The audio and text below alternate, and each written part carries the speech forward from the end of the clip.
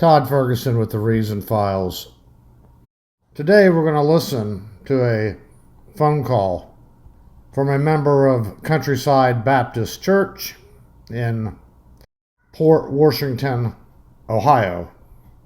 This is a church that Patrick Boyle was ejected from for trying to inject Steven Anderson cult doctrine into this Baptist church. Let's take a listen. Happen in your own words? Sure. Patrick Boyle decided he was preaching against the statement of faith, and as a result, the church decided was meeting together to take the meeting actions against that, since he was he was going replacement theology, and he was also teaching mid-trib, or what his position would be pre-wrath rapture. Okay. And so the trustees and all them met together and decided what to do, and they decided that they were obligated to support the statement of faith. Right. And so they convened an emergency meeting at the beginning of one of the services with the trying to vote him out. And so that was a Sunday night.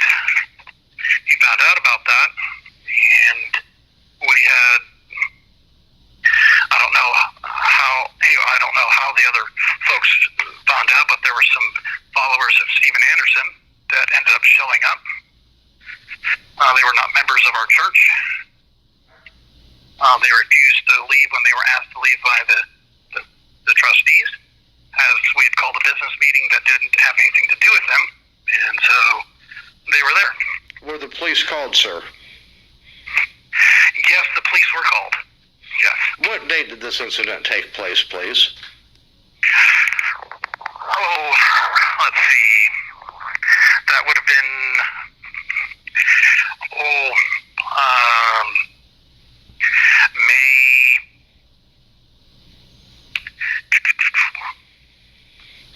April or May. It's been a couple of years here, so just my memory on the exact date. Right, that's understandable.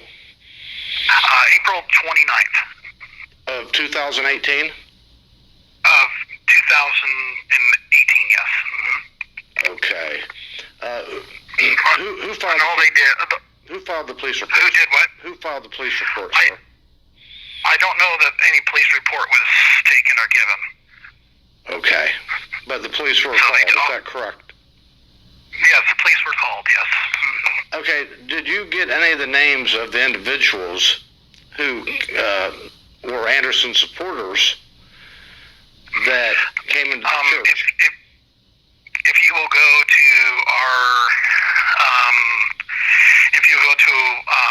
our Google site, where they left Google reviews, a lot of them who left the Google reviews that are still up there, their names, that would be their names. Some of them. Okay, well, I seen on there that a gentleman by the name of Jeff Utzler left a bad review. Would he be one of the gentlemen by chance? Yes. Mm-hmm. Jeff was there. Can you confirm that? Yes. So you can identify, if I sent you a picture of Jeff Utzler right now, you could identify him? Yes. Mm-hmm. Okay. In fact, the pictures that are up there are from the pictures that he took that night. Does Jeff appear in those pictures, or did he take the pictures? As far as he was taking those pictures. Those are coming from his camera roll that he posted. Okay.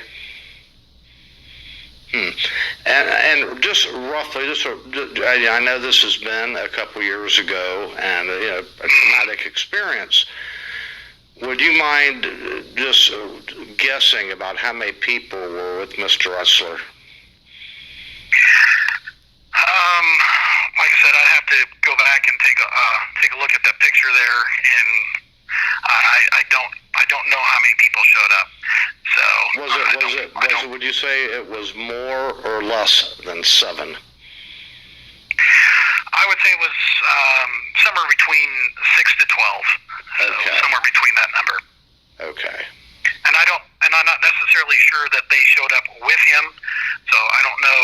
Right. I just know that he was there. I don't know that he was the instigator bringing them, and getting those people there. He may have just been one of the group. So I can't necessarily say that was he that organized all that. Absolutely. They were with him. Absolutely. Okay, when Mr. Utzler and his people, his crew, obviously, whether they traveled there with him or not, they were part of the group.